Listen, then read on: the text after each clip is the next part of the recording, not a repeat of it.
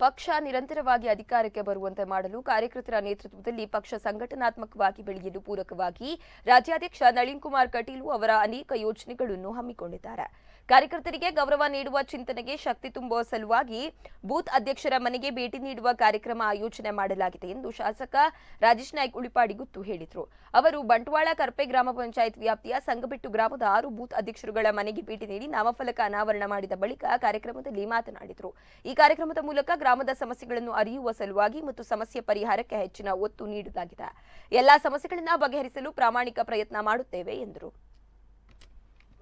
Judgment ಮಂತದ್ದು ಒಂದೇ ಒಂಜಿ ಬೊಟ್ಟ ನೆತ್ತಿರ ಬೂರಂದೆ ನಮ್ಗೆ ಇಲ್ಲಿ ಭವ್ಯವಾಯಿನ ರಾಮ ಮಂದಿರ ಅಲ್ಪ ಕಟೊಂದುಲ್ಲೇರು ಪಂಪುನ ನಡೆದು ಮಂತ ಹೆಮ್ಮೆದ ಸಂಗತಿ ನಂಗೆ ನನಗೆ ಖಂಡಿತ ಸಾಕು. ವೈಕ್ ಬೋಡಾದ ಆರ್ಟಿಕಲ್ 370 ಬೋಡಾದ ಆರು ರಾಜೀನಾಮೆ ಕೊಡದು ಬಂದದ್ದು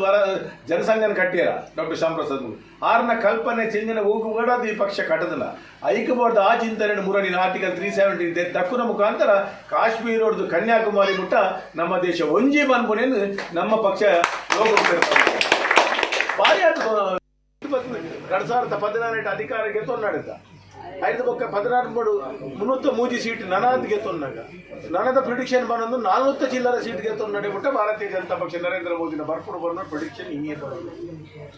ಅದೇ ರೇಟ್ ಭಾರಿ ಆತ ಕಸರತ್ತಲು ನಾಟಕಲು ಮಾತನಾಡೋದು ಕಾಂಗ್ರೆಸ್ ಅಣ್ಣ ಇನ್ನು ಜನಕ್ಲೇನು ಮುಟ್ಟರೆ ಭಾರಿ ಆದ ಸುಲಭ ದಯಪಂಡ ಇನ್ನು ಕೈ ತವ ಈತ ಮಲ್ಲ ಕೈ ಟಿಡಿ ಜಗತ್ತು ಗೊತ್ತಾವ ಜನಗಳು ಅರ್ಥ ಮಂತಂತ ನಾದು ತೆರೆಯೊಂದು